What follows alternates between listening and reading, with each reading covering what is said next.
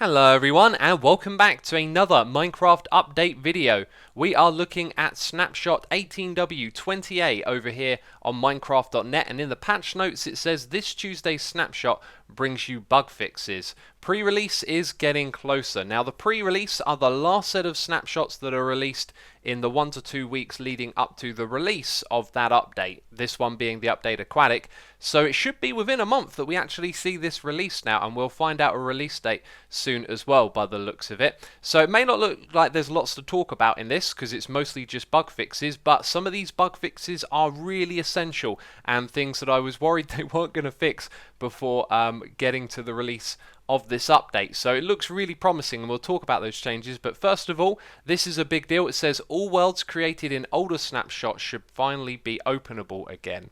That's a big deal because the last couple of snapshots created a lot of confusion, and now everything should be backwards compatible, which is fantastic. It also says here sleeping in creative mode is now more comfortable, and I don't know quite what this means because in Minecraft 1.12 you can sleep in creative mode in a bed when it is nighttime. If we just set it to nighttime right now and hop in here, you can see we have no problems whatsoever. However, we will sleep, but the nights won't go away.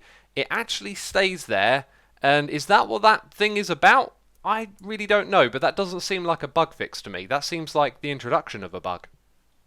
I've just realised the turtles here have the resource pack on from the last video I recorded in this world, which I posted to my second channel. There'll be a card on the screen if you want to show that. I was just having a little fun with the similarity between the textures of my skin and the texture of the turtle down there. Hi fella, how's it going? I also showed off a bug in that video. You see I have Dolphin's Grace here, and I also have Depth Strider 3, which allows us to sprint across water really fast. So it's still in this version of the game. I'm sure this one will get removed soon, but it's very humorous. I actually really like this. It's amazing to sprint across the water like this, but I'm pretty sure this one will end up getting patched. My friends, I'm a Firestarter, a twisted Firestarter. And what a perfect location to show this off actually, because these forests sometimes generate with a surface lava pool on them. Now with one strike of the flint and steel you can see that the fire is spreading ridiculously fast. It's hurting my frames and the performance of the game. And the good news is that we're in 18w16a. So this was a problem that I'd noticed when messing around with the snapshots. Occasionally you come across a forest fire that would really destroy your game's performance, and glad to say that this one has been patched. So let's go give it a try in 20a. I just gotta say that I'm actually quite excited about this snapshot because I've had my eye on some of these bugs for quite some time. Some of them have been pretty game breaking, and I was getting a little bit worried they might make it into the final update, and a lot of them are getting patched in this one. Now the fire spread is pretty fast as it is, right? Especially if you set it off in an area like this, but it is nowhere near as fast as we saw a moment ago. So what are these big and critical bugs that xisumavoid was concerned about? Well, I've been playing on the snapshots a lot and noticing that some really important features were broken, and one of those were end cities. They could spawn in partially with parts missing, or they could just not be there entirely, and that's kind of a big problem to have in a major update, and I was getting a little bit worried Mojang wouldn't get around to fixing these or some of the other ones, but in this update it's listed as fixed. I've teleported myself over here to an end city. Although it's a small one, everything here seems to be intact. xisumavoid's getting his architecture on. I'm building a structure. This is what an igloo would have looked like in one of those previous snapshots. I teleported to many igloos, and most of them were missing entirely, and occasionally you'd find a structure like this, but now in 20a the igloos are back, and sometimes in an igloo, in case you didn't know, you could actually find something under this carpet. My game is lagging horrendously, and last time I was in a snowy biome on a snapshot it crashed. Let's hope that that one gets fixed because it seems to be affecting me. Well, what I was going to say is sometimes you can find the hidden pathway down to a zombie villager under the ground, and that is not the case with this one, but those parts of the structures weren't working either. And peeps, this is why these things are snapshots. My game is turning into a slideshow. Now this next bug was the biggest of all, and I realised I don't have too much of a way of demonstrating this other than flying around through the blocks to kind of show you the caves that are under the ground and just point out that you can see that there are some ore blocks here. If you had been playing in these snapshots, you would know that the ore generation had become very stingy.